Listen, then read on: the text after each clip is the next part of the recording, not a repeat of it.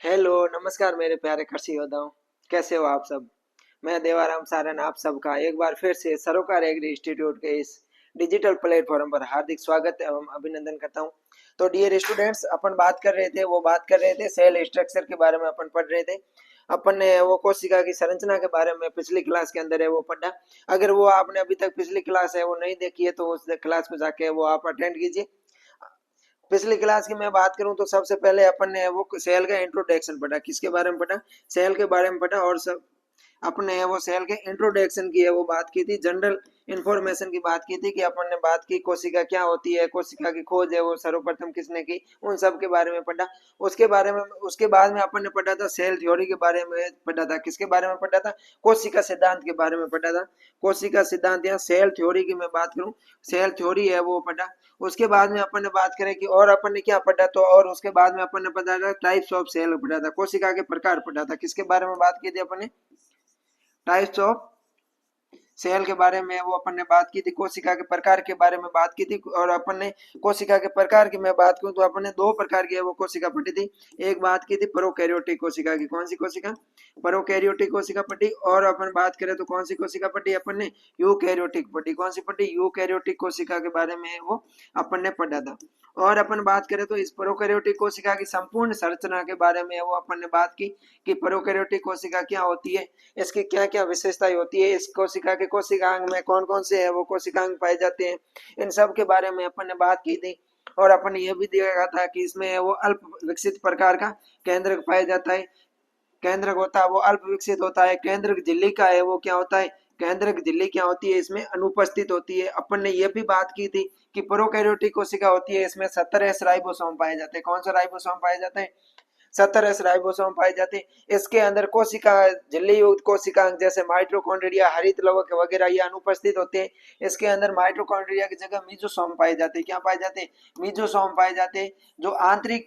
जो कोशिका झिल्ली होती है उस कोशिका झिल्ली में आंतरिक अंतर्वलन से मीजोसोम का निर्माण होता है। और मीजोसोम है वो श्वसन का कार्य करते हैं। किसका काम करे? श्वसन का कार्य करते हैं। इनके बारे में वो अपन ने बात की। फिर अपन ने बात की थी यूकैरियोटिक कोशिका। किसकी बात की थी? यूकैरियोटिक कोशिका की बात की थी। और यूकैरियोटिक कोशिका में अपन ने बात की थी कि यूकैरियोटिक कोशिका की अगर अपन बात करें स्टूडेंट्स, कौन सी कोशिका? यूकैरियोटिक। यूकैरियोटिक कोशिका की बात करें तो इसमें विकसित प्रकार का केंद्रक होता है। यूकैरियोटिक में कोशिका की बात करें तो इसका केंद्रक होता है वो कैसा होता है? अपन ने बात की कि विकसित केंद्रक होता है। कैसा होता है? इसमें विकसित केंद्रक होता है, ये अपन ने बात की। और अपन ने बात की थी कि इसके अंदर केंद्रक झिल्ली पाई जाती है। क्या पाई जाती है? केंद्रक झिल्ली पाई जाती है। न्यूरॉन मेम्ब्रेन पाई जाती है, केंद्रक झिल्ली इसके अंदर पाई जाती है। और अपन ने बात की थी कि इसके अंदर झिल्ली युक्त कोशिकांग पाए जाते हैं। क्या पाए जाते हैं? झिल्ली युक्त कोशिकांग है वो पाए जाते हैं। और अपन ने बात की कि इसके अंदर माइटोकॉन्ड्रिया है, हरित लौह वगैरह पाए जाते हैं। और उसके बाद में अपन ने इसकी फर्स्ट संरचना की बात की थी, इसके संगठन की बात की थी। सबसे बाहर है वो कोशिका झिल्ली पाई जाती है। क्या पाई जाती है? कोशिका झिल्ली पाई जाती है। कोशिका झिल्ली है वो पाई जाती है। कोशिका सबसे बाहर है वो कोशिका भित्ति पाई जाती है, सॉरी सेल में वॉल पाई जाती है। क्या पाई जाती है? सेल वॉल पाई जाती है। उसके बारे में वो अपन ने बात कर ली थी। उसके बाद में पाई जाती है वो कोशिका झिल्ली पाई जाती है। क्या पाई जाती है? कोशिका झिल्ली पाई जाती है। सेल मेम्ब्रेन पाई जाती है। कोशिका झिल्ली आज अपन बात करेंगे वो किसकी बात करेंगे? कोशिका झिल्ली के बारे में वो बात करेंगे। इससे पहले अपने अभी तक जो भी बताया वो अपन ने पढ़ लिया है।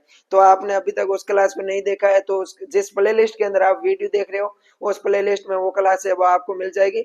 आज अपन बात करने वाले हैं वो बात करेंगे सेल मेम्ब्रेन के बारे में, कोशिका झिल्ली के बारे में बात करेंगे कि कोशिका झिल्ली होती है वो क्या होती है, कोशिका झिल्ली के गुण क्या है, इनके बारे में बात करेंगे। कोशिका झिल्ली सभी सजीवों, पादपों और प्राणियों में पाई जाती है।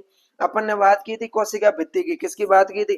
पिछली क्लास के अंदर अपन ने पढ़ा था कोशिका भित्ति। जो कोशिका भित्ति होती है, सेल वॉल होती है, वो अपन ने पढ़ा कि जंतु कोशिका के अंदर कोशिका भित्ति होती है वो अनुपस्थित होती है। पादप कोशिका के अंदर कोशिका भित्ति पाई जाती है। काइटिन जो कवक होते हैं, कवकों के अंदर कोशिका भित्ति पाई जाती है जो काइटिन की बनी होती है। अब कोशिका झिल्ली होती है वो जंतु और पादप दोनों प्रकार की कोशिकाओं के अंदर पाई जाती है। ये अपन को ध्यान रखना है कि कोशिका भित्ति जंतु व पादप दोनों प्रकार की कोशिकाओं के अंदर पाई जाती है, इस बात का ध्यान रखना है। उसके बाद में अपन बात करें तो कोशिका भित्ति होती है ये पतली, लचीली, अर्ध पारगम्य और चयनात्मक पारगम्य होती है। कैसी होती है कोशिका भित्ति की? अगर अपन फीचर्स की बात करें, विशेषताओं की बात करें, तो कोशिका झिल्ली होती है ये पतली होती है। कैसी होती है? कोशिका झिल्ली पतली होती है, बिल्कुल ही लेयर, इसकी जो लेयर होती है बिल्कुल थीन होती है, पतली होती है। ये होती है वो लचीली होती है। कैसी होती है? लचीली होती है। और अपन बात करें तो अर्ध पारगम्य होती है। कैसी होती है? अर्ध पारगम्य होती है। अर्ध पारगम्य का मतलब होता है, पारगम्य का मतलब होता है आर पार जाना। क्या होगा? आर पार जाना, यानी कि कोशिका झिल्ली है वो अर्ध पारगम्य, मतलब कुछ विशिष्ट पदार्थों का है इसमें पारगमन हो जाता है और कुछ पदार्थों का पारगमन नहीं होता है। तो इसका मतलब अर्ध पारगम्य का मतलब हो गया जो कुछ विशिष्ट या इच्छित पदार्थ होते हैं उन पदार्थों को कोशिका झिल्ली है उससे, कोशिका झिल्ली से आर पार हो जाते हैं, यानी कोशिका के अंदर या कोशिका से बाहर कुछ विशिष्ट पदार्थ जा सकते हैं। फिर अपन ने बात किया था कि कोशिका झिल्ली लिपोप्रोटीन की बनी होती है। कोशिका झिल्ली की बात करें कि कोशिका झिल्ली किसकी बनी होती है? कोशिका झिल्ली लिपोप्रोटीन की बनी होती है। किसकी बनी होती है? लिपोप्रोटीन की बनी होती है। मतलब इसके अंदर क्या पाए जाते हैं? फास्फोलिपिड प्रकार के वो लिपिड पाए जाते हैं और प्रोटीन पाए जाते हैं। ध्यान रखना, क्वेश्चन आ सकता है कि कोशिका भित्ति किसकी बनी है? कोशिका भित्ति अपने लिपोप्रोटीन की बनी होती है। किसकी बनी होती है स्टूडेंट्स? कोशिका भित्ति लिपोप्रोटीन की बनी होती है। इसमें लिपिड फास्फोलिपिड प्रकार की होती है। लिपिड होती है वो कौन सी होती है? अगर लिपोप्रोटीन की बात करें तो लिपोप्रोटीन में एक तो अपने लिपिड होता है। क्या होता है? लिपिड होता है। और उसके साथ में क्या होता है? प्रोटीन होता है। ये अपन को है वो ध्यान रखना। और अपन बात करें कि लिपिड है वो कौन सा पाया जाता है, तो वो है वो फास्फोलिपिड पाया जाता है। कौन सा पाया जाता है? फास्फोलिपिड पाया जाता है। कौन सा लिपिड है? फास्फोलिपिड है ये पाया जाता है। झिल्ली की संरचना को समझाने के लिए वो अलग अलग मॉडल दिए थे। अगर अपन बात करें कोशिका झिल्ली की, तो कोशिका झिल्ली को समझाने के लिए विभिन्न वैज्ञानिकों के द्वारा अलग अलग मॉडल दिए गए थे। उन मॉडल्स की है वो अपन बात करेंगे। अपना फर्स्ट मॉडल है सैंडविच मॉडल। कौन सा मॉडल है? कोशिका भित्ति को समझने के लिए फर्स्ट मॉडल दिया गया था वो सैंडविच मॉडल था। कौन सा था? Sandwich model. अब अपन बात करेंगे कि सैंडविच मॉडल होता है वो क्या होता है, इसकी क्या विशेषताएं, उनके बारे में वो अपन बात करते हैं। इसको है वो सैंडविच मॉडल को अपन समझते हैं सही तरीके से। सैंडविच मॉडल की बात करें तो इसको डेनियल और डेवसन ने दिया था। सैंडविच मॉडल को किसने दिया था? डेनियल ने दिया। किसने दिया? डेनियल ने दिया। उसके साथ में थे वो कौन थे? डेवसन थे। कौन से? डेवसन थे। डेनियल और डेवसन ने वो सैंडविच मॉडल है वो दिया था। सैंडविच मॉडल की मैं बात करूं तो सैंडविच मॉडल के अनुसार इसकी कोशिका झिल्ली की मोटाई की बात करें, किसकी बात करें? कोशिका झिल्ली की मोटाई की बात करें तो कितनी होती है? 75 एंगस्ट्रॉम होती है। सॉरी, कितनी होती है? 75 एंगस्ट्रॉम होती है। सैंडविच मॉडल के अनुसार कोशिका झिल्ली होती है, इस कोशिका झिल्ली की मोटाई कितनी होती है? 75 एंगस्ट्रॉम होती है। कितनी होती है स्टूडेंट्स? आपको ध्यान रखना है, कोशिका झिल्ली सैंडविच मॉडल के अनुसार है वो कोशिका झिल्ली की मोटाई कितनी होती है? 75 एंगस्ट्रॉम होती है। अपन बात करें कोशिका झिल्ली की मोटाई कितनी होती है? 75 एंगस्ट्रॉम होती है। एंगस्ट्रॉम की बात करें कि एंगस्ट्रॉम का मान कितना होता है, तो 10 की घात -10 मीटर होता है। कितना होता है? 10 की घात -10 मीटर है वो इस एंगस्ट्रॉम का मान होता है। ये ध्यान रखना आप, 10 की घात -10 मीटर। तो एंगस्ट्रॉम का मतलब कितना होता है? 10 की घात -10 मीटर। इसको अपन है वो नैनोमीटर भी बोल सकते हैं। क्या बोल सकते हैं? नैनोमीटर भी है वो कह सकते हैं। ये है वो अपन को डियर स्टूडेंट्स ध्यान रखना है। फिर अपन बात करें तो इसमें वसा, वो लिपिड के अणु द्विआण्विक परत के रूप में पाए जाते हैं। जो ये अपने कोशिका झिल्ली होती है, इन्होंने क्या बताया कि सैंडविच मॉडल के अनुसार वसा होती है वो द्विआण्विक परत के रूप में पाई जाती है। किसमें? द्विआण्विक मतलब दो परतों के रूप में है वो वसा पाई जाती है। और मध्य की परत में सैंडविच के समान होती है। मध्य की परत होती है तो वसा के अणुओं के बाहर की तरफ प्रोटीन की परतें होती है। वसा के अणु होते हैं, इनके बाहर की तरफ ये इस प्रकार की है वो दो वसा की परतें पाई जाती है। और इन दो परतों के बाहर की तरफ क्या पाए जाते हैं? प्रोटीन के वो कण पाए जाते हैं, प्रोटीन की परतें पाई जाती है। अर्थात दो प्रोटीनों की परतों के मध्य वसा की परत सैंडविच के समान होती है। जिस प्रकार सैंडविच के होता है उसी प्रकार प्रोटीन की दो परतों के बीच में अपने क्या पाई जाती है? वसा पाई जाती है। इसलिए इसको है वो अपन क्या कहते हैं? सैंडविच मॉडल कहते हैं। इसमें वसा की परत की मोटाई होती है वो 35 एंगस्ट्रॉम होती है। वसा होती है, वसा की परतों की मोटाई कितनी होती है? 35 एंगस्ट्रॉम होती है। और प्रोटीन की परतों की होती है मोटाई वो होती है अपने 20 एंगस्ट्रॉम, 20 एंगस्ट्रॉम होती है। मतलब प्रोटीन की एक परत की मोटाई होती है 20 एंगस्ट्रॉम। कितनी होती है? 20 एंगस्ट्रॉम होती है। और लिपिड की कितनी होती है? 35 एंगस्ट्रॉम होती है। और नीचे वाली प्रोटीन की परत की कितनी हो गई, 20 एंगस्ट्रॉन है मोटाई हो गई। तो ये कुल कितनी हो गई, तो 75 एंगस्ट्रॉन है वो अपने कोशिका झिल्ली की मोटाई होती है। एक एंगस्ट्रॉन का मतलब होता है 10⁻⁻10 मीटर, ठीक है, जिसको अपन नैनोमीटर भी बोल सकते हैं। ये अपन को है वो ध्यान रखना। सैंडविच मॉडल है वो कोशिका झिल्ली के कार्यों तथा कोशिका इसके परिवहन को नहीं समझा पाया। सैंडविच मॉडल में ये तो समझा दिया कि सैंडविच मॉडल है वो इस प्रकार की कोशिका झिल्ली बनी होती है कि जिसके बीच में वो लिपिड होते हैं और बाहर दोनों की तरफ प्रोटीन की परत पाई जाती है। लेकिन ये सैंडविच मॉडल ये नहीं बता पाया कि कोशिका झिल्ली के कार्य क्या है और इसके परिवहन को सहवन को नहीं समझा पाया। अब अगला मॉडल आता है अपना तरल मोज़ेक मॉडल या फ्लूइड मोज़ेक मॉडल।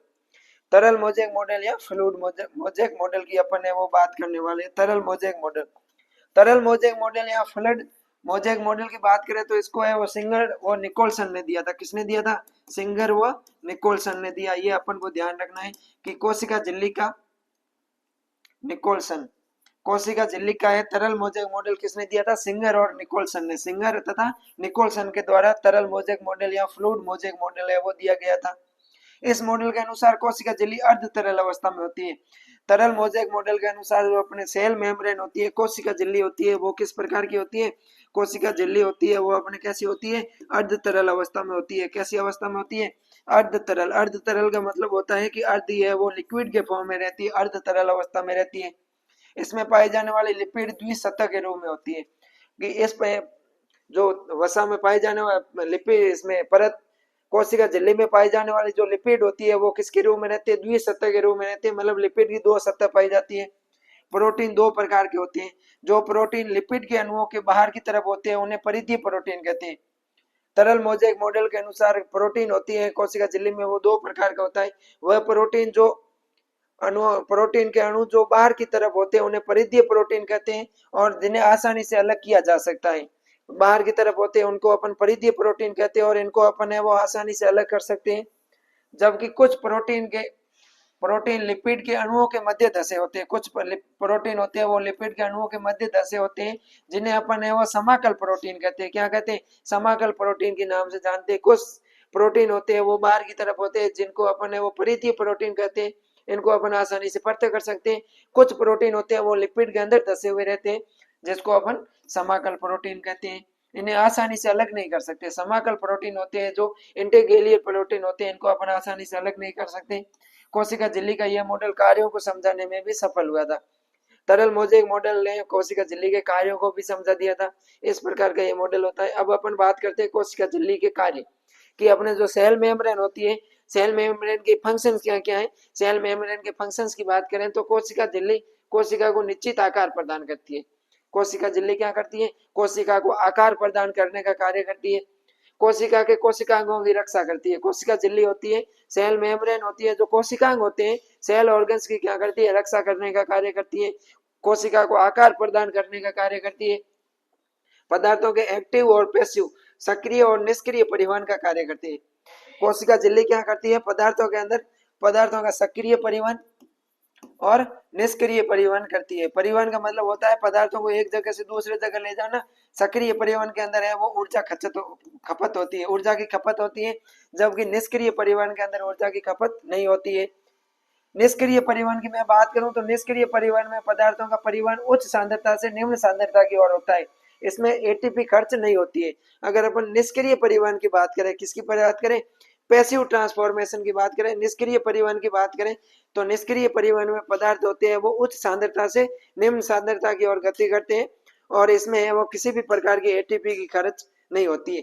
जबकि सक्रिय परिवहन में क्या होता है, सक्रिय परिवहन में पदार्थों का परिवहन होता है वो निम्न सांद्रता से उच्च सांद्रता की ओर होता है। सक्रिय परिवहन में पदार्थों का परिवहन होता है वो निम्न सांद्रता से उच्च सांद्रता की ओर होता है और इनमें है वो एटीपी खर्च होती है। इनमें एटीपी खर्च होती है। ये हो गया अपने पैसिव ट्रांसपोर्ट और एक्टिव ट्रांसपोर्ट। फिर अपन नेक्स्ट बात करते हैं अब साइटोप्लाज्मा। ये तो अपन ने कोशिका झिल्ली की बात कर ली। अब अपन बात करेंगे वो साइटोप्लाज्मा की बात करेंगे। किसकी बात करेंगे, साइटोप्लाज्मा की बात करेंगे। अपन कोशिका द्रव्य की बात करेंगे, प्रोटोप्लाज्मा और साइटोप्लाज्मा। जीव द्रव्य की बात करने वाले। जीव द्रव्य के अंदर है वो अपन एक तो कोशिका द्रव्य और केंद्रीय द्रव्य की बात करेंगे। कोशिका झिल्ली के अंदर पाए जाने वाले संपूर्ण जीवित पदार्थ को जीवित द्रव्य कहते हैं। जीव द्रव्य या प्रोटोप्लाज्म की बात करें, किसकी बात करें, प्रोटोप्लाज्म की। प्रोटोप्लाज्म क्या होता है, प्रोटोप्लाज्म की मैं बात करूं तो प्रोटोप्लाज्म होता है कि कोशिका झिल्ली है, कौन सी, कोशिका झिल्ली के अंदर जो भी जीवित पदार्थ पाया जाएगा, कोशिका झिल्ली सेल मेम्ब्रेन के अंदर, कोशिका झिल्ली जो अपनी कोशिका झिल्ली होती है, इस कोशिका झिल्ली के अंदर जो भी जीवित पदार्थ पाया जाता है, क्या पाया जाता है, जो भी जीवित पदार्थ पाया जाता है, इस जीवित पदार्थ को अपन प्रोटोप्लाज्म या जीव द्रव्य के नाम से जानते हैं। जीव द्रव्य शब्द है वो पुरकिंजे ने दिया था। अगर अपन बात करें प्रोटोप्लाज्म शब्द की बात करें, वर्ड की बात करें, जो जीव द्रव्य शब्द है या वर्ड है वो किसने दिया था, पुरकिंजे ने दिया था। ये ध्यान रखना, जीव द्रव्य शब्द किसके द्वारा दिया गया, पुरकिंजे के द्वारा दिया गया। एक्सले ने के अनुसार जीव द्रव्य को जीवन का भौतिक आधार माना गया है। एक्सले के अनुसार जीव द्रव्य है वो क्या है, जीवन का भौतिक आधार है। ये ध्यान रखना कि जीव द्रव्य को जीवन का भौतिक आधार किसने कहा, तो जीव द्रव्य को जीवन का भौतिक भौतिक आधार है वो अपने कहा था, एक्सले ने कहा था। क्या कहा था, एक्सले ने वो जीव द्रव्य को जीवन का भौतिक आधार माना है अपना। जीव द्रव्य होता है वो क्या होता है, किसी भी लाइफ, जो जीवन होता है, लाइफ होती है, उस लाइफ का है वो भौतिक आधार है, फिजिकल बेस है। जीव द्रव्य रंगहीन, गंधहीन, पारदर्शी जेल के समान होता है। जीव द्रव्य कैसा होता है, रंगहीन होता है। जीव द्रव्य का किसी भी प्रकार का कोई रंग नहीं होता है। ये गंधहीन होता है, क्या होता है, जीव द्रव्य गंधहीन होता है। उसके अलावा मैं बात करूं तो ये पारदर्शी होता है। कैसा होता है, पारदर्शी होता है। पारदर्शी का मतलब होता है इसके आसपास, इसके अंदर से है वो अपन देख सकते हैं, आर पार देख सकते हैं। इसमें दो प्रकार के पदार्थ शामिल होते हैं, कार्बनिक और अकार्बनिक। जीव द्रव्य कोशिका में पाए जाने वाला जीव द्रव्य रंगहीन होता है, गंधहीन होता है और ये पारदर्शी जेल के समान होता है। जेल का मतलब होता है अर्ध तरल अवस्था के अंदर, जैसे जेल होती है जेली, जेली को ही जेल कहते हैं। तो ये है वो दो प्रकार के इसके अंदर पदार्थ होते हैं, एक होते हैं कार्बनिक पदार्थ और एक होते हैं अकार्बनिक पदार्थ। अगर मैं जीव द्रव्य के अकार्बनिक पदार्थ की बात करें, इनऑर्गेनिक मैटर की बात करें, तो इसमें मुख्य रूप से जल पाया जाता है 90%। अकार्बनिक पदार्थों में जल पाया जाता है। उसके अलावा खनिज लवण जैसे कैल्शियम, मैग्नीशियम, पोटेशियम, सोडियम पाए जाते हैं। कार्बनिक पदार्थों में carbohydrate, protein, lipid, DNA, RNA और एंजाइम शामिल होते हैं। फिर आता है अपना कोशिका द्रव्य। क्या आता है, कोशिका द्रव्य। ये हो गया अपना जीव द्रव्य, प्रोटोप्लाज्म। अब अपन बात करेंगे कोशिका द्रव्य की, साइटोप्लाज्मा की। तो केंद्रक के बाहर कोशिका में पाए जाने वाले द्रव्य को कोशिका द्रव्य कहते हैं। केंद्रक होता है, ये अपनी होती है, मान लो कोशिका होती है, क्या होगी, मैं आपको बताऊं, ये है अपनी कोशिका, क्या है, कोशिका है। और ये कोशिका झिल्ली हो गई, इसके अंदर है वो अपना केंद्रक पाया जाता है। तो केंद्रक और कोशिका झिल्ली के मध्य, इनके मध्य जो भी पाया जाता है उसको अपन कोशिका द्रव्य कहते हैं, साइटोप्लाज्म कहते हैं। क्या कहते हैं, साइटोप्लाज्म बोलते हैं। क्या बोलते हैं, साइटोप्लाज्म बोलते हैं। और इस केंद्र के अंदर जो भी पदार्थ, जीवित पदार्थ पाया जाता है उसको अपन है वो केंद्रक द्रव्य बोलते हैं। क्या बोलते हैं, केंद्रक द्रव्य, केंद्रक द्रव्य,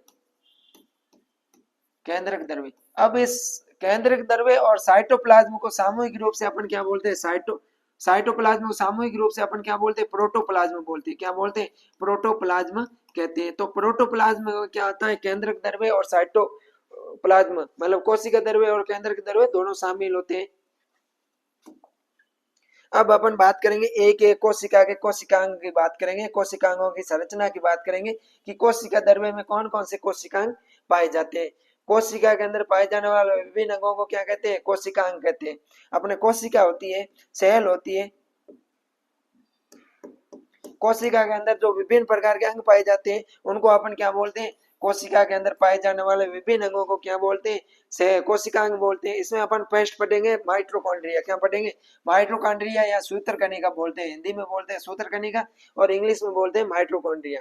माइटोकॉन्ड्रिया को सर्वप्रथम कोलिकर ने देखा था। अगर बात करें माइटोकॉन्ड्रिया की कि माइटोकॉन्ड्रिया को किसने देखा था, माइटोकॉन्ड्रिया को सर्वप्रथम है वो कोलिकर ने देखा था। किसने देखा था, माइटोकॉन्ड्रिया को कोलिकर ने है वो देखा था। सी बेंडा ने इसे वो माइटोकॉन्ड्रिया नाम दिया था। अगर मैं इसकी बात करूं नाम की कि माइटोकॉन्ड्रिया का नाम किसने दिया था, तो माइटोकॉन्ड्रिया का नाम दिया था वो सी बेंडा ने दिया था। किसने दिया था, माइटोकॉन्ड्रिया का नाम है वो अपने सी बेंडा ने दिया था। माइटोकॉन्ड्रिया खोज या माइटोकॉन्ड्रिया सर्वप्रथम कोलिकर ने देखा था, नाम दिया था सी बेंडा ने। ये एक दोहरी झिल्ली युक्त कोशिकांग होता है। माइटोकॉन्ड्रिया के अंदर क्या पाई जाती है, दो झिल्ली पाई जाती है। क्या पाई जाती है, दो झिल्ली पाई जाती है, अर्थात दोहरी झिल्ली युक्त कोशिकांग है। ये ध्यान रखना, माइटोकॉन्ड्रिया, हरित लवक, इनमें दोहरी झिल्ली युक्त कोशिकांग पाए जाते हैं। ये दोहरी झिल्ली युक्त होती है। इनकी दोनों झिल्लियों के मध्य पेरी माइटोकॉन्ड्रियल स्पेस पाया जाता है। ये अपन आप संरचना देखो, ये माइटोकॉन्ड्रिया होता है अपना, ये माइटोकॉन्ड्रिया की है वो एक बाहरी परत हो गई, और ये हो गई अपने दूसरी अंदर वाली परत। ये दोहरी झिल्ली युक्त कोशिकांग है। इन दोहरी झिल्ली युक्त कोशिकांग में जो इन दो झिल्लियों के बीच का क्षेत्र है उसको अपन पेरी माइटोकॉन्ड्रियल स्पेस बोलते हैं। क्या बोलते हैं कि माइटोकॉन्ड्रिया की दोनों परतों के झिल्लियों के बीच का जो क्षेत्र होता है उसको अपन पेरी माइटोकॉन्ड्रियल बोलते हैं। Peri mitochondrial, peri mitochondrial, outer membrane और इनर मेम्ब्रेन, आउटर मेम्ब्रेन और इनर मेम्ब्रेन के बीच का जो क्षेत्र होता है इसको अपन पेरी माइटोकॉन्ड्रियल स्पेस बोलते हैं। क्या बोलते हैं? पेरी माइटोकॉन्ड्रियल स्पेस के नाम से जानते हैं। इसकी बाहरी झिल्ली सपाट होती है। कैसी होती है? बाहरी झिल्ली सपाट होती है, परंतु आंतरिक झिल्ली अंदर की तरफ वलित होकर अंगुली के समान उभार बनाती है, जिसको क्रिस्टी कहते हैं। आप ये देखो यहाँ पर कि ये हो गया अपना माइटोकॉन्ड्रिया। इसकी माइटोकॉन्ड्रिया की बाहरी झिल्ली और आंतरिक झिल्ली, आउटर आउटर मेम्ब्रेन होती है वो सपाट होती है, एकदम सीधी होती है। इनर मेम्ब्रेन होती है ये अंगुली के समान, इसमें पर्वत पाए जाते हैं। आंतरिक झिल्ली इनर मेम्ब्रेन में अंगुली के समान पर्वत पाए जाते हैं, और इन पर्वतों को क्रिस्टी कहते हैं। क्या कहते हैं? इन पर्वतों को है वो अपन क्रिस्टी के नाम से जानते हैं, ये ध्यान रखना। आउटर मेम्ब्रेन और इनर मेम्ब्रेन यानी बाहरी झिल्ली और आंतरिक झिल्ली, इनके बीच के क्षेत्र को अपन पेरी माइटोकॉन्ड्रियल स्पेस कहते हैं। पेरी माइटोकॉन्ड्रियल स्पेस के नाम से अपन जानते हैं, ये ध्यान रखना, कॉन्ड्रियल स्पेस के नाम से अपन जानते हैं। और इन आंतरिक झिल्ली होती है, इनके ऊपर अंगुली नुमा पर्वत पाए जाते हैं, जिसको अपन क्रिस्टी के नाम से जानते हैं। फिर क्रिस्टी पर टेनिस के रैकेट के समान कण पाए जाते हैं, जो ऑक्सीसोम F1 कण कहलाते हैं। ये अपनी क्रिस्टी होती है। क्रिस्टी में टेनिस के इसके ऊपर है वो छोटे छोटे कण पाए जाते हैं। क्या पाए जाते हैं? टेनिस के समान है वो, टेनिस के रैकेट के समान कण पाए जाते हैं, जिसको अपन ऑक्सीसोम या F1 कण कहते हैं। इन कणों में श्वसन के लिए विभिन्न एंजाइम पाए जाते हैं। क्या पाए जाते हैं? कि माइटोकॉन्ड्रिया क्या आता है? श्वसन क्रिया में सहायक होता है। माइटोकॉन्ड्रिया के ऊपर है वो टेनिस के रैकेट के समान क्या पाए जाते हैं? कण पाए जाते हैं। टेनिस के रैकेट के समान है वो, इसके ऊपर कण पाए जाते हैं। इन कणों को अपन ऑक्सीसोम कहते हैं। क्या कहते हैं? ऑक्सीसोम कहते हैं। ऑक्सीसोम की बात करें, ऑक्सीसोम कहते हैं, या फिर इसको अपन F1 कण कहते हैं। क्या कहते हैं? F1 कण कहते हैं। और इन F1 कणों के ऊपर श्वसन के लिए जो आवश्यक एंजाइम होते हैं, श्वसन एंजाइम पाए जाते हैं। क्या पाए जाते हैं? श्वसन के लिए आवश्यक एंजाइम, श्वसन एंजाइम पाए जाते हैं। श्वसन के बाद में एटीपी के रूप में ऊर्जा संग्रहित करते हैं। और ये F1 कण होते हैं। ये F1 कण क्या कार्य करते हैं? F1 कणों की मैं बात करूं, ऑक्सीसोम कण की बात करूं, तो इसके ऊपर है वो श्वसन एंजाइम पाए जाते हैं। और श्वसन के बाद में ये क्या करते हैं? एटीपी को है वो क्या करते हैं? स्टोरेज करते हैं। एटीपी का क्या करते हैं? भंडारण करते हैं। एटीपी का स्टोरेज करते हैं। एटीपी को है वो संग्रहित करते हैं। इसलिए माइटोकॉन्ड्रिया को कोशिका का शक्ति ग्रह या पावर हाउस कहा जाता है। इसलिए अपन माइटोकॉन्ड्रिया क्या कहते हैं? कोशिका का पावर हाउस कहते हैं। क्या कहते हैं? कोशिका का पावर हाउस कहते हैं। क्यों कहते हैं? क्योंकि माइटोकॉन्ड्रिया एक दोहरी झिल्ली युक्त कोशिकांग है, और इसकी जो आंतरिक झिल्ली होती है उसके ऊपर है वो अंगुली के समान पर्वत पाए जाते हैं। और इन अंगुली के पर्वत पाए जाते हैं, इनके ऊपर क्या पाए जाते हैं? F1 कण पाए जाते हैं या ऑक्सीसोम कण पाए जाते हैं। ये F1 कण या ऑक्सीसोम कण होते हैं। ये क्या करते हैं? इनके ऊपर है वो श्वसन एंजाइम पाए जाते हैं। क्या पाए जाते हैं? श्वसन एंजाइम पाए जाते हैं। और ये श्वसन एंजाइम क्या करते हैं? एटीपी का भंडार करते हैं, एटीपी का संग्रह करते हैं। इसलिए इसको है वो अपन पावर हाउस कहते हैं। इनकी दोनों झिल्लियों के मध्य पेरी माइटोकॉन्ड्रियल स्पेस पाया जाता है। ये अपन ने बात की थी कि आउटर मेम्ब्रेन और इनर मेम्ब्रेन, इन दोनों के बीच में है वो पेरी माइटोकॉन्ड्रियल स्पेस पाया जाता है। ये अपन को है वो पता रखना है। आज इतनी गाड़ियां कैसे आ रही? फिर अपन बात करें माइटोकॉन्ड्रिया के अंदर भरे हुए पदार्थ को मैट्रिक्स कहा जाता है। जो माइटोकॉन्ड्रिया के अंदर भरे हुए पदार्थ को क्या बोलते हैं? अपन अधात्री बोलते हैं या मैट्रिक्स बोलते हैं। क्या बोलते हैं? मैट्रिक्स कहते हैं। कि इसके अंदर जो पदार्थ पाया जाता है उसको अपन मैट्रिक्स के नाम से जानते हैं। इस अधात्री में 70 प्रकार के राइबोसोम तथा गोलाकार डीएनए पाया जाता है। ये माइटोकॉन्ड्रिया का जो आंतरिक पदार्थ होता है इसको अपन मैट्रिक्स के नाम से जानते हैं। और मैट्रिक्स के अंदर क्या पाया जाता है? 70 प्रकार का राइबोसोम पाया जाता है। क्या पाया जाता है? 70 प्रकार का क्या पाया जाता है? राइबोसोम पाया जाता है। और अपन बात करें तो इसमें क्या पाया जाता है? 70 प्रकार का राइबोसोम पाया जाता है। उसके अलावा है यहाँ पर क्या पाया जाता है? 70 प्रकार के राइबोसोम और गोलाकार डीएनए पाए जाते हैं। क्या पाए जाते हैं? गोलाकार डीएनए वो पाए जाते हैं। ये ध्यान रखना, इस प्रकार के डीएनए वो पाए जाते हैं। ये हो गई अपने माइटोकॉन्ड्रिया। माइटोकॉन्ड्रिया में उपस्थित डीएनए के कारण इसमें स्वयं विभाजित होने की क्षमता पाई जाती है। जो माइटोकॉन्ड्रिया के अंदर क्या पाए जाते हैं, वर्ताकार डीएनए होते हैं। क्या होते हैं, वर्ताकार डीएनए होते हैं। डीऑक्सीराइबोन्यूक्लिक एसिड डीएनए पाया जाता है वर्ताकार, इसलिए इसके अंदर क्या पाया जाता है, 100 प्रतिकृति का गुण पाया जाता है। क्या पाया जाता है, 100 प्रतिकृति का गुण पाया जाता है माइटोकॉन्ड्रिया के अंदर। 100 प्रतिकृति, माइटोकॉन्ड्रिया के अंदर 100 प्रतिकृति का क्या पाया जाता है, गुण पाया जाता है। 100 प्रतिकृति गुण का मतलब क्या होता है कि स्वयं विभाजित हो सकता है, स्वयं विभाजित होकर नया माइटोकॉन्ड्रिया बना सकता है। और ये अपने लिए प्रोटीन का संश्लेषण भी स्वयं करता है।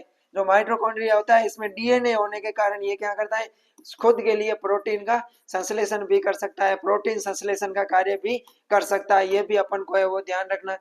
इसलिए इसे अर्ध स्वायत्त कोशिका अंग कहते हैं। क्या कहते हैं, सेमी ऑटोनोमस ऑर्गन्स के नाम से अपन जानते हैं, अर्ध स्वायत्त कोशिकांग कहते हैं। क्वेश्चन आ सकता है कि माइटोकॉन्ड्रिया को अर्ध स्वायत्त कोशिकांग क्यों कहते हैं। क्या क्वेश्चन आ सकता है, माइटोकॉन्ड्रिया को अर्ध स्वायत्त कोशिकांग क्यों कहते हैं, क्योंकि माइटोकॉन्ड्रिया की जो मैट्रिक्स होती है, मैट्रिक्स के अंदर 17 राइबोसोम और डीएनए पाए जाते हैं वर्ताकार। ये वर्ताकार डीएनए के कारण क्या पाया जाता है, स्वयं के प्रतिकृति यानी इसके समान कॉपी तैयार करने का इसके अंदर गुण पाया जाता है। और अपन बात करें तो ये है वो स्वयं का प्रोटीन का संश्लेषण भी कर सकता है, इसलिए इसको अपन ये कहते हैं। नेक्स्ट अपन बात करते हैं, ये हो गया अपने माइटोकॉन्ड्रिया। माइटोकॉन्ड्रिया को अपन ने वो कोशिका में कोशिकांग क्या भी कह सकते हैं कि कोशिका में कोशिका भी कह सकते हैं। क्या कहते हैं, कोशिकांग में कोशिका में कोशिकांग भी, कोशिका भी कह सकते हैं अपन माइटोकॉन्ड्रिया को। कह सकते हैं नहीं कह सकते, कोशिका में कोशिका क्यों कह सकते हैं, क्योंकि अपने प्रोकैरियोटिक कोशिका होती है, इसमें भी है वो क्या 17 राइबोसोम पाए जाते हैं। और अपने क्या पाए जाते हैं, क्या पाए जाते हैं, ये वर्ताकार डीएनए पाया जाता है। जैसे प्रोकैरियोटिक कोशिका होती है उसी प्रकार इसमें भी माइटोकॉन्ड्रिया में भी है वो स्वयं प्रतिकृति का गुण वगैरह पाए जाते हैं, इसलिए इसको अपन कोशिका में कोशिकांग कह सकते हैं। नेक्स्ट में बात करूं तो अपना आता है प्लास्टिड। क्या आता है, प्लास्टिड आता है, लवक आता है। नेक्स्ट अपना क्या आता है, प्लास्टिड या लवक। लवक होते हैं वो पादप कोशिका में पाए जाने वाले कोशिकांग होते हैं। लवक कहाँ पाए जाते हैं, लवक पाए जाते हैं वो अपने पादप कोशिका में पाए जाते हैं। कौन सी कोशिका में पाए जाते हैं, लवक पादप कोशिका में पाए जाते हैं। और जंतु कोशिका के अंदर लवक नहीं पाए जाते, ये ध्यान रखना, जंतु कोशिका के अंदर लवक नहीं पाए जाते, ये आपको है वो ध्यान रखना। अपन ने पीछे बात की थी सेल वॉल की, सेल में वॉल मतलब कोशिका भित्ति, सेल वॉल भी जंतु कोशिका में नहीं पाई जाती है। फिर अपन बात करते हैं कि लवक की खोज किसने की थी, तो लवक की खोज करता है वो है सिम्पर। कौन है, लवक की खोज करता कौन है, लवक की खोज की थी सिम्पर ने की थी। किसने की थी, लवक की खोज है वो सिम्पर के द्वारा की गई थी। लवक होते हैं वो 3 प्रकार के होते हैं। कितने प्रकार के होते हैं, लवक 3 प्रकार के होते हैं, लोकोप्लास्ट, क्रोमोप्लास्ट और क्लोरोप्लास्ट। कौन कौन से, लोकोप्लास्ट अवर्णी लवक होते हैं, क्रोमोप्लास्ट यानी कि वर्णी लवक, और फिर होते हैं हरित लवक। लकोप्लास्ट की मैं बात करूं तो ये रंगहीन होते हैं और विभिन्न पदार्थों का संचय करने का कार्य करते हैं। अवर्णी लवक होते हैं ये रंगहीन होते हैं, इसमें किसी भी प्रकार का रंग है वो नहीं पाया जाता है और ये पदार्थों का संचय करते हैं। जैसे प्रोटीन का संचय करने वालों को प्रोटीनोप्लास्ट कहते हैं। ऐसे लवक जो प्रोटीन का संचय करते हैं उसको अपन प्रोटीनोप्लास्ट कहते हैं या एल्यूरोप्लास्ट कहते हैं। स्टार्च या मंड का संचय करते हैं उनको अपन एमाइलोप्लास्ट कहते हैं। ऐसे लवक जो स्टार्च या मंड का संचय करते हैं, स्टार्च का संचय करते हैं उसको अपन एमाइलोप्लास्ट कहते हैं। और वसा का संचय करने वाले जो लवक होते हैं उनको अपन इलियोप्लास्ट कहते हैं। तो अगली बार आ जाए कि एल्यूरोप्लास्ट क्या है, प्रोटीन का संचय करने वाले ऐसे लवक जो प्रोटीन को भंडारित करते हैं, प्रोटीन को संचित करते हैं उनको अपन एल्यूरोप्लास्ट कहते हैं। और स्टार्च या मंड का भंडारण करते हैं उसको एमाइलोप्लास्ट कहते हैं। और वसा का भंडारण करते हैं उसको अपन इलियोप्लास्ट कहते हैं। फिर आते हैं अपने वर्णी लवक। वर्णी लवक रंगीन होते हैं, कैसे होते हैं, कलरफुल होते हैं, कलरफुल होते हैं, ये ध्यान रखना अपन को। ये पौधे के विभिन्न भागों में जैसे दल पुंज फलों आदि में पाए जाते हैं। गाजर में नारंगी रंग किसके कारण होती है, कैरोटीन वर्ण के कारण होती है। गाजर का नारंगी रंग कैरोटीन वर्ण के कारण होता है। टमाटर की बात करें तो टमाटर का लाल रंग किसके कारण होता है, टमाटर का लाल रंग होता है स्टूडेंट्स वो होता है अपने लाइकोपीन के कारण। किसके कारण होता है, लाइकोपीन के कारण होता है। तो ये वर्णक होते हैं जो क्या होते हैं, कलरफुल होते हैं। और अपन बात करें अगला आता है अपना हरित लवक। मेन अपन बात करेंगे वो किसकी बात करेंगे, हरित लवक की बात करेंगे। अपना मेन है वो हरित लवक है। हरित लवक होता है वो पौधे का हरा भाग होता है, क्या होता है, हरे रंग के होते हैं। हरित लवक कैसे होते हैं, ग्रीन रंग के होते हैं, हरे रंग के होते हैं। अब हरित लवक पढ़ रहे हैं तो पेन भी हरी कर ही देते हैं। हरित लवक होते हैं, इसमें हरा वर्णक पाया जाता है। क्या होता है, इसके अंदर जो वर्णक पाया जाता है वो हरे रंग का पाया जाता है। इसको अपन क्लोरोफिल भी बोलते हैं। ये पौधे की पत्तियों और हरे भागों में पाए जाते हैं और कार्य क्या करता है, फोटोसिंथेसिस का कार्य करते हैं। क्या कार्य करते हैं, फोटोसिंथेसिस। फोटोसिंथेसिस का मेन हो गया प्रकाश संश्लेषण का कार्य करते हैं। प्रकाश संश्लेषण क्या होते हैं, ये 10th के अंदर आप है वो अच्छी तरीके से पढ़ चुके हैं कि पौधे होते हैं, पौधों का हरित लवक होता है, वो सूर्य के प्रकाश की उपस्थिति के अंदर कार्बन डाइऑक्साइड और जल से क्रिया करके क्या बनाता है, कार्बोहाइड्रेट बनाते हैं। क्या बनाते हैं, कार्बोहाइड्रेट बनाते हैं। उसको अपन क्या बोलते हैं, प्रकाश संश्लेषण बोलते हैं। कार्बोहाइड्रेट भोजन बनाता है पौधे। हरित लवक की संरचना की बात करें तो हरित लवक भी कैसा है, दो झिल्ली युक्त कोशिकाएं हैं। इसके अंदर भी है वो दो झिल्ली पाई जाती है। क्या पाई जाती है, दो झिल्ली पाई जाती है। इनकी दोनों झिल्लियों के मध्य पेरीप्लास्टिडियल स्पेस पाया जाता है। जो हरित लवक होता है ये दोहरी झिल्ली युक्त कोशिकांग होते हैं और इन दोनों झिल्लियों के मध्य पाया जाता है वो पेरीप्लास्टिडियल स्पेस पाया जाता है। इनर मेम्ब्रेन और आउटर मेम्ब्रेन, इन दोनों के बीच में है वो पेरीप्लास्टिडियल स्पेस पाया जाता है। क्या पाया जाता है, पेरीप्लास्टिडियल स्पेस, प्लास्टिडियल स्पेस। ये अपन को ध्यान रखना है। माइटोकॉन्ड्रिया, ये जो अपना हरित लवक है, हरित लवक की आउटर से मेम्ब्रेन और इनर मेम्ब्रेन, आउटर मेम्ब्रेन और इनर मेम्ब्रेन के बीच के स्पेस को अपन क्या बोलते हैं, ये हो गया अपना आउटर मेम्ब्रेन और ये हो गया इनर मेम्ब्रेन। इन दोनों के बीच के स्थान को अपन क्या बोलेंगे, पेरीप्लास्टिडियल स्पेस कहेंगे। क्या कहेंगे, पेरीप्लास्टिडियल स्पेस के नाम से जानते हैं। इसके अंदर के खाली स्थान या अवकाश को स्ट्रोमा या पिट्ठिका कहते हैं। जो इसके अंदर का खाली स्थान होता है, इसके स्थान के खाली स्थान को अपन क्या कहेंगे, स्ट्रोमा कहेंगे। क्या कहेंगे, जो इसके अंदर खाली स्थान होता है उसको अपन स्ट्रोमा के नाम से जानेंगे। किसके नाम से जानेंगे, स्ट्रोमा के नाम से वो जानते हैं। और मैं बात करूं तो स्ट्रोमा में अनेक छिक्कों के समान है वो ढेर पाए गोलाकार संरचनाएं पाई जाती है जिनको थाइलेकोइड कहते हैं। ये आप देखो स्ट्रोमा, इसके अंदर के पूरे भाग को अपन स्ट्रोमा बोलेंगे। स्ट्रोमा के अंदर अनेक सिक्के नुमा संरचनाएं पाई जाती है। क्या पाई जाती है, सिक्के नुमा संरचनाओं का ढेर पाया जाता है। इन ढेर को अपन क्या बोलेंगे, थाइलेकोइड बोलेंगे। क्या बोलेंगे, ये ढेर थाइलेकोइड बोलेंगे। क्या बोलेंगे, थाइलेकोइड के नाम से है वो जानते हैं। और अपन बात करें तो थाइलेकोइड एक दूसरे के ऊपर व्यवस्थित रहकर सिक्कों के स्तंभ के समान संरचना बनाते हैं जिसको अपन गरेनम बोलते हैं। ये होता है अपना थाइलेकोइड हो गया। और थाइलेकोइड इस प्रकार से है वो एक दूसरे के ऊपर स्तंभ के रूप में है वो जमा हो जाते हैं। इन थाइलेकोइड का जो स्तंभ होता है इनको सामूहिक रूप से अपन क्या बोलेंगे, गरेनम बोलेंगे। क्या बोलेंगे, गरेनम बोलेंगे। एक ऐसे सिक्के नुमा संरचना है, इसको अपन बोलेंगे थाइलेकोइड। क्या बोलेंगे, थाइलेकोइड। जब इस सिक्के नुमा संरचना के ऊपर बहुत सारे ये थाइलेकोइड जमा हो जाते हैं, इनको अपन सामूहिक रूप से गरेनम कहते हैं। गरेनम आपस में चपटी नलिकाओं के द्वारा जुड़े रहते हैं जिनको स्ट्रोमा लेमेली बोलते हैं। गरेना होते हैं ये आपस में इस प्रकार की चपटी संरचनाओं के द्वारा जुड़े रहते हैं। किससे जुड़े रहते हैं, ये एक गरेनम दूसरे गरेनम से चपटी संरचनाओं के द्वारा जुड़े रहते हैं। इन चपटी संरचनाओं को अपन है वो क्या कहते हैं, स्ट्रोमा लेमेली कहते हैं। क्या कहते हैं, स्ट्रोमा लेमेली के नाम से जानते हैं। किसके नाम से जानते हैं, स्ट्रोमा लेमेली के नाम से जानते हैं। ये ध्यान रखना। इसकी अपन जो हरित लवक है इसकी संरचना की बात कर रहे हैं। हरित लवक में भी स्ट्रोमा में 17 राइबोसोम और वर्ताकार डीएनए और आरएनए होते हैं, प्रकाश संश्लेषण के एंजाइमों के साथ पाए जाते हैं। अगर अपन बात करें इस हरित लवक की, किसकी बात करें, हरित लवक की बात करें तो हरित लवक के अंदर भी है वो क्या पाए जाते हैं, 17 राइबोसोम पाए जाते हैं। जिस प्रकार माइटोकॉन्ड्रिया के अंदर पाए जाते हैं, यहाँ पर भी 17 राइबोसोम पाए जाते हैं। उसके अलावा अपने क्या पाया जाता है, वर्ताकार डीएनए या आरएनए पाया जाता है। ये हो गए अपने हरित लवक के बारे में, हरित लवक की संरचना के बारे में।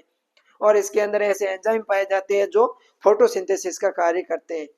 मुझे आशा है कि आपको माइटोकॉन्ड्रिया और हरित लवक के बारे में अच्छी तरीके से समझ में आ गया होगा। अब अपन बात करेंगे एंडोप्लाज्मिक रेटिकुलम के बारे में। किसके बारे में बात करेंगे, एंडोप्लाज्मिक रेटिकुलम या ईआर जिसको बोलते हैं, अंतःपर्दवी जालिका। क्या है, अंतःपर्दवी जालिका। और अंतःपर्दवी जालिका के खोजकर्ता की मैं बात करूं तो इसके खोजकर्ता है वो कौन है, पोर्टर है। कौन है, अंतःपर्दवी जालिका के खोजकर्ता है वो अपने पोर्टर है। पोर्टर है, इस बात का है वो डियर्स अपन को ध्यान रखना है।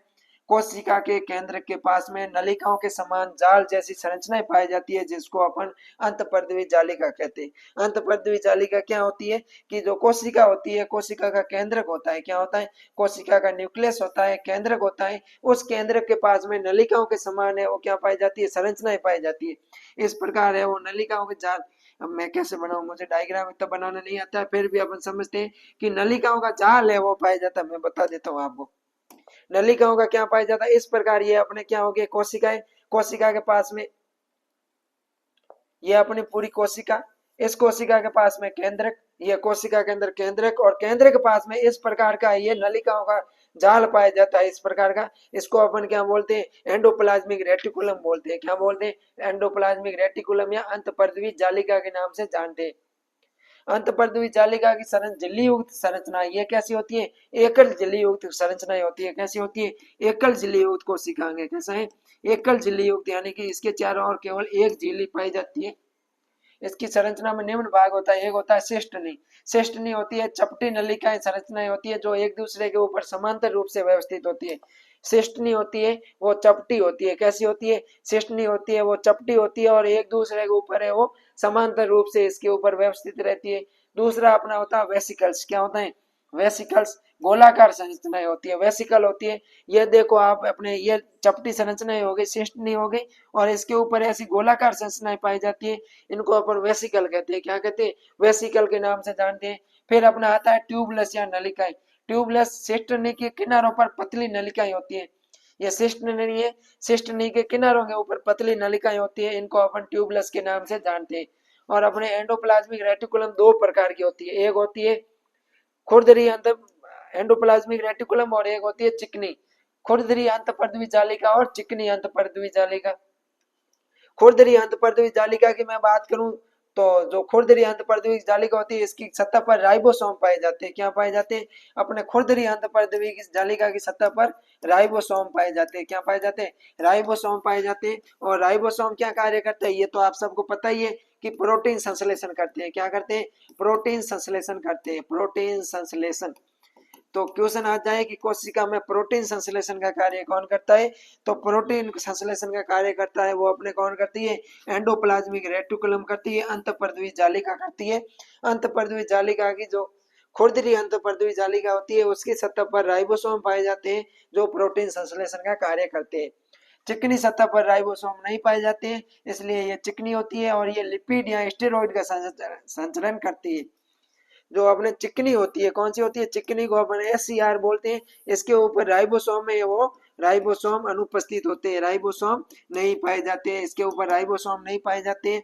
और ये किसका संश्लेषण करती है, लिपिड या वसा का, लिपिड या वसा का है ये जो संश्लेषण करती है।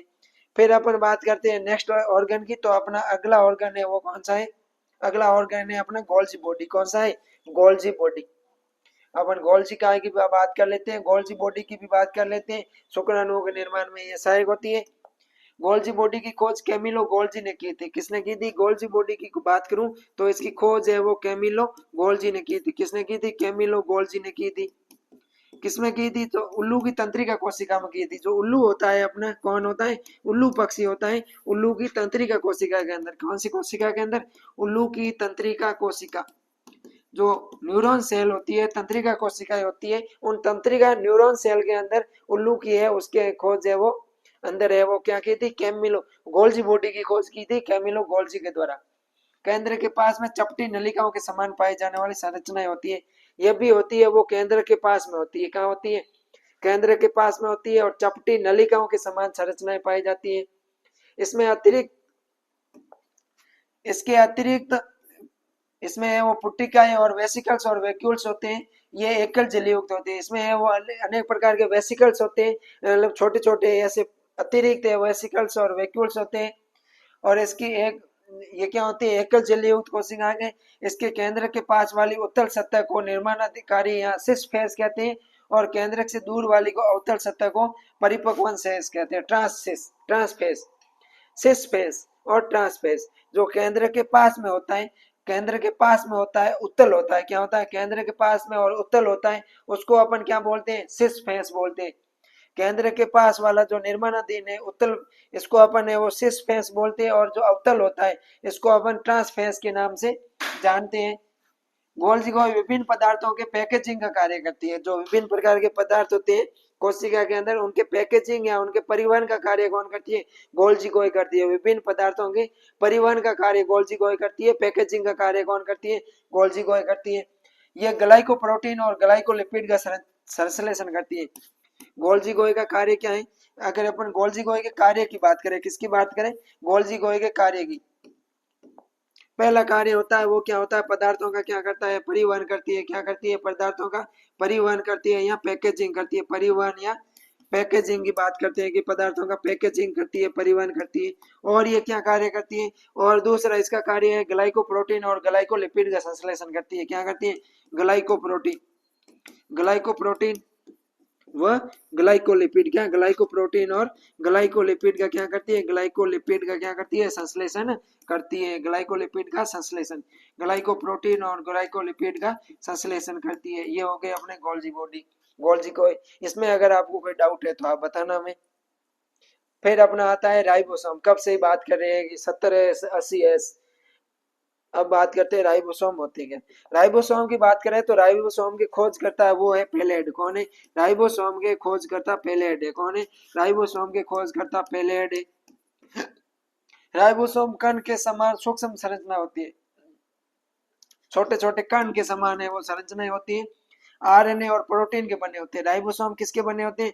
Ribosome RNA, ribo nucleic acid और प्रोटीन के बने होते हैं। ये अपन को है वो ध्यान रखना है। इसके चारों ओर कोई झिल्ली नहीं होती है। राइबोसोम झिल्ली रहित कोशिकांग होता है। क्या होता है? ध्यान रखना, राइबोसोम होता है वो झिल्ली रहित कोशिकांग होता है। दोहरी झिल्ली युक्त कोशिकांग अभी तक अपन ने दो पढ़े, माइटोकॉन्ड्रिया और हरित लवक की है। झिल्ली रहित है राइबोसोम। इनके चारों ओर कोई झिल्ली नहीं होती है। इनके अवसाद गुणांक पाए जाते हैं। अवसाद गुणांक के आधार पर यहाँ सेडिमेशन जो कोफिशिएंट्स होते हैं, सेडिमेशन कोफिशिएंट के आधार पर, अवसाद गुणांक के आधार पर दो होते हैं, 70S राइबोसोम और 80S राइबोसोम। 70S राइबोसोम है वो 50S और 30S से मिलकर बना होता है। 70S राइबोसोम 50S और 30S से मिलकर बना होता है। 80S राइबोसोम 60 और 40 से मिलकर बना होता है। 60S और 40S से मिलकर बने होते हैं। 70S राइबोसोम प्रोकैरियोटिक कोशिकाओं, हरित लवक और माइटोकॉन्ड्रिया में पाए जाते हैं। 80S राइबोसोम यूकैरियोटिक कोशिकाओं के कोशिका द्रव्य में पाए जाते हैं। जो इसमें अवसाद होता है ये गुणांक को दर्शाता है। जो अवसादन होता है ये एस होते हैं ना, अपन 70S बोलते हैं, 80S बोलते हैं, ये गुणांकन को दर्शाते हैं। किसको दर्शाते हैं? अवसाद। जो अपने ये एस होते हैं ये एस अवसाद गुणांकन को दर्शाते हैं। जो स्टे वर्ग है। राइबोसोम कोशिका में प्रोटीन का निर्माण का कार्य करता है। राइबोसोम के कार्य की बात करें तो राइबोसोम का कार्य होता है वो प्रोटीन निर्माण का होता है, इसलिए प्रोटीन की फैक्ट्री कहते हैं। क्वेश्चन आ सकता है कि किस कोशिकांग को प्रोटीन की फैक्ट्री कहते हैं? तो प्रोटीन की फैक्ट्री है वो अपने क्या है? राइबोसोम है। प्रोटीन की फैक्ट्री क्या है? राइबोसोम है। ये अपन को है वो ध्यान रखना है, राइबोसोम। फिर अपन बात करते हैं सेंट्रियोसोम की। अगला अपना ऑर्गन है स्टूडेंट्स, वो ऑर्गन कौन सा है? अगला अपन कोशिकांग पढ़ेंगे, सेल ऑर्गन पढ़ेंगे, सेंट्रियोसोम या तारक केंद्र, तारक काय, सॉरी तारक काय। केंद्र के पास में पाई जाने वाली संरचना जो केवल जंतु कोशिका में होती है, तारक काय होती है। ये तारक काय ध्यान रखना केवल और केवल कौन सी कोशिकाओं में होती है? जंतु कोशिकाओं में होती है और पादप कोशिकाओं के अंदर नहीं पाई जाती है। हरित लवक, लवक और जो अपने कोशिका भित्ति होती है वो पादप कोशिकाओं में पाई जाती है और तारक काय है ये जंतु कोशिकाओं में पाया जाता है। दो बेलनाकार संरचनाएं होती है जो तारक के अंदर, जिन्हें तारक के अंदर कहते हैं। दोनों तारक के अंदर एक दूसरे के लंबवत होते हैं, यानी कि एक दूसरे के वो 90 डिग्री का कोण बनाते हैं। इसके चारों ओर पाए जाने वाला सघन द्रव्य सेंट्रोस्फियर कहते हैं। सेंट्रियोसोम के चारों ओर पाए जाने वाला जो द्रव्य होता है उसको अपन क्या बोलते हैं? सेंट्रोस्फियर बोलते हैं। क्या बोलते हैं? सेंट्रोस्फियर कहते हैं। क्या कहते हैं? सेंट्रोस्फियर के नाम से जानते हैं। तारक काय जंतु कोशिका में विभाजन के समय वो तर्कु तंतुओं का निर्माण करता है। जब अपन आगे पढ़ेंगे सेल डिवीजन, क्या पढ़ेंगे? सेल डिवीजन पढ़ेंगे। तो सेल डिवीजन के अंदर है वो अपन बात करेंगे कि सेल डिवीजन का विभाजन होता है उस समय है वो तर्कु तंतुओं का निर्माण होता है। किसका निर्माण होता है? तर्कु तंतु। तो तारक काय होते हैं, यह कोशिका विभाजन होता है। कोशिका विभाजन के समय तर्कु तंतुओं का निर्माण करती है। तारक के अंदर जंतु कोशिकाओं में तर्कु तंतुओं का निर्माण करती है और कशाभिक और पक्षमाभ आधारीय प्रकार का निर्माण करते हैं। नेक्स्ट अपने कोशिकांग आता है वो आता है लाइसोसोम, जिसको अपन क्या कहते हैं? आत्मघाती थैली कहते हैं। क्या कहते हैं? कोशिका का जो आत्मघाती कोशिकांग है वो आत्मघाती थैली है वो कौन है? अपना लाइसोसोम है। उस लाइसोसोम की अपन ने वो बात करने वाले हैं। लाइसोसोम की खोज की थी वो डी डुबे ने की थी। लाइसोसोम की खोज करता कौन है? लाइसोसोम की खोज करता है वो है डी डुबे। डी दुए है वो इसके खोज करता है।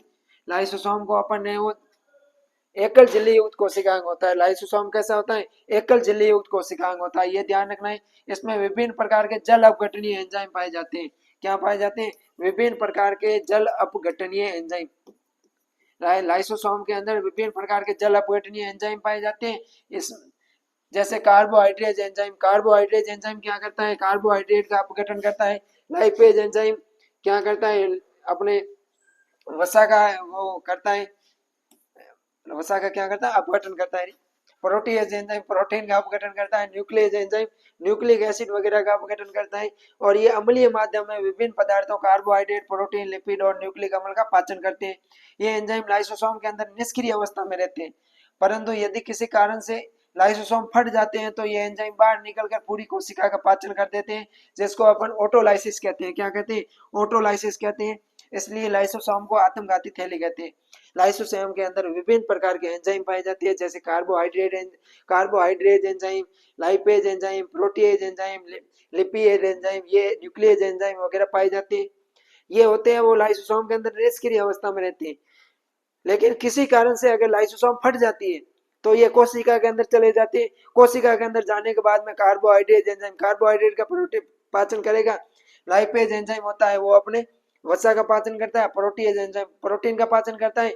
इसलिए पूरी कोशिका का पाचन कर देते हैं, जिसको क्या कहते हैं? ऑटोलाइसिस कहते हैं। क्या कहते हैं? ऑटोलाइसिस कहते हैं। क्या कहते हैं? ऑटोलाइसिस कहते हैं। और ऑटोलाइसिस के कारण होता है वो क्या होता है? कोशिका को अपन लाइसोसोम को आत्मघाती थैली कहते हैं। जिस प्रकार अपन आत्मघाती हमला करते हैं, जिसमें खुद भी मरते हैं और औरों को भी मारते हैं, उसी प्रकार लाइसोसोम आत्मघाती थैली है। अगला है अपना रिक्तिका। रिक्तिका मुख्य रूप से वो पादप कोशिकाओं के अंदर पाई जाती है। पादप कोशिका का 90% स्थान घेरती है। एक पादप कोशिका का 90% स्थान है वो क्या होती है? अपने रिक्तिका होती है। इसके चारों ओर पाए जाने वाले सजीव एकल झिल्ली को टोनोप्लास्ट कहते हैं।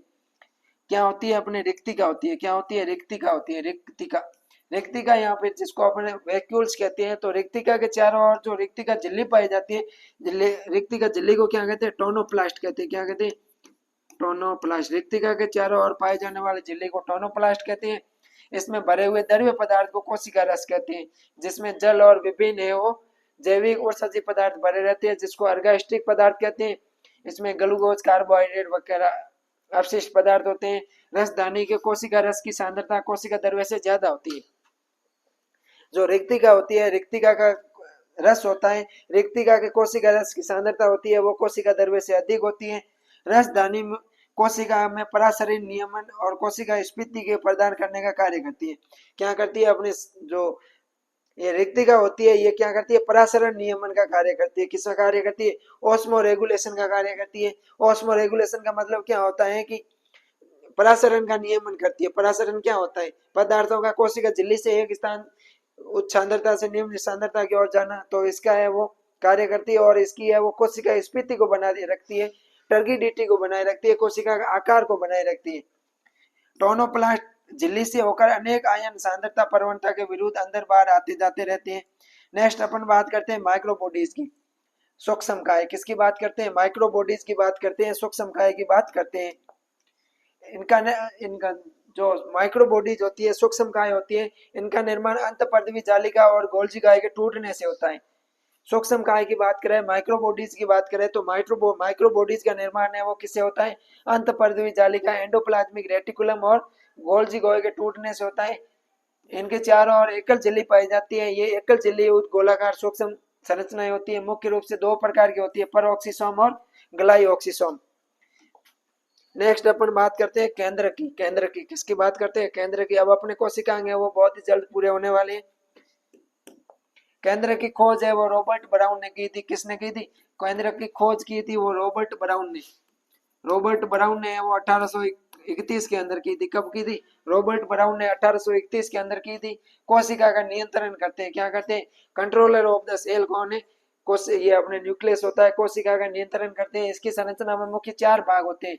केंद्रक झिल्ली जो केंद्र के चारों ओर पाई जाती है, 2 झिल्लियां पाई जाती है। केंद्रक होता है 2 झिल्ली युक्त कोशिकाएं लिपोप्रोटीन की बनी होती है। दोनों झिल्लियों के मध्य वो पेरी न्यूक्लियर स्पेस पाया जाता है। केंद्र की दोनों झिल्लियों के मध्य पेरीन्यूक्लियर स्पेस पाया जाता है। केंद्रक झिल्ली में एक सूक्ष्म छिद्र होते हैं जिससे प्रोटीन और आरएनए का परिवहन होता है। कोई केंद्रक झिल्ली के अंदर क्या पाए जाते हैं, केंद्रक झिल्लियां हैं वो इनमें है वो क्या पाए जाते हैं, सूक्ष्म छिद्र पाए जाते हैं जिसके कारण प्रोटीन और आरएनए का परिवहन होता है। केंद्रक द्रव्य या न्यूक्लियोप्लाज्म, न्यूक्लियोप्लाज्म केंद्र के अंदर भरे हुए पारदर्शी तरल पदार्थ होते हैं। इसमें क्रोमेटिन जाल केंद्रिका एंजाइम पाए जाते हैं। केंद्रिका की खोज फोटाना ने की थी। केंद्रिका की खोज अगर अपन बात करें केंद्रिका की खोज किसने की थी, फोटाना ने की थी। केंद्रक द्रव्य में स्थित एक झिल्ली रहित गोलाकार संरचना है। केंद्रिका क्या है, केंद्रिका क्या है, वो केंद्रक द्रव्य के अंदर झिल्ली रहित गोलाकार संरचना है जो आरएनए और प्रोटीन की बनी होती है। केंद्रिका किसकी बनी होती है, आरएनए और प्रोटीन की बनी होती है। इसमें राइबोसोमल आरएनए पाया जाता है। सॉरी, ये राइबोसोमल आरएनए या आरआरएनए, कौन सा आरआरएनए, आरआरएनए का है वो क्या है, मुख्य केंद्रक है। आगे आप पढ़ोगे ribosomal RNA, mRNA, messenger RNA, इस प्रकार अपन आरएनए के अलग अलग टाइप्स पढ़ेंगे।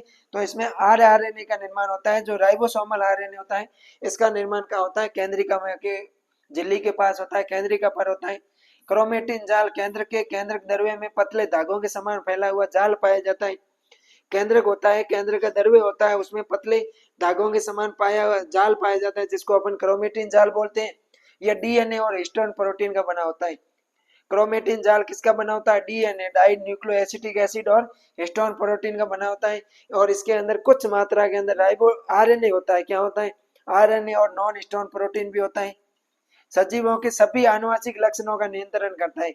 अपने जो ये क्रोमेटिन जाल होते हैं आरएनए और डीएनए और हिस्टोन प्रोटीन के बने होते हैं। ये सजीवों के अंदर आनुवंशिक लक्षण होते हैं, जेनेटिक्स लक्षणों का है वो नियंत्रण करते हैं। पीढ़ी दर पीढ़ी वंशानुगत होता है, इसलिए सभी सजीवों में ये क्या होता है, आनुवंशिक पदार्थ होता है। क्या होता है, आनुवंशिक पदार्थ होता है। तो इसके ये अपने हो गया केंद्रक, इसमें न्यूक्लियस पोर पाए जाते हैं जहाँ से आरएनए और डीएनए का परिवहन होता है। और ये इसमें केंद्रक झिल्ली है वो दोहरी झिल्ली कोशिकाएं होती है। इनके मध्य है वो कैरी माइटोकॉन्ड्रियल कैरी पेरिडियल स्पेस पाया जाता है।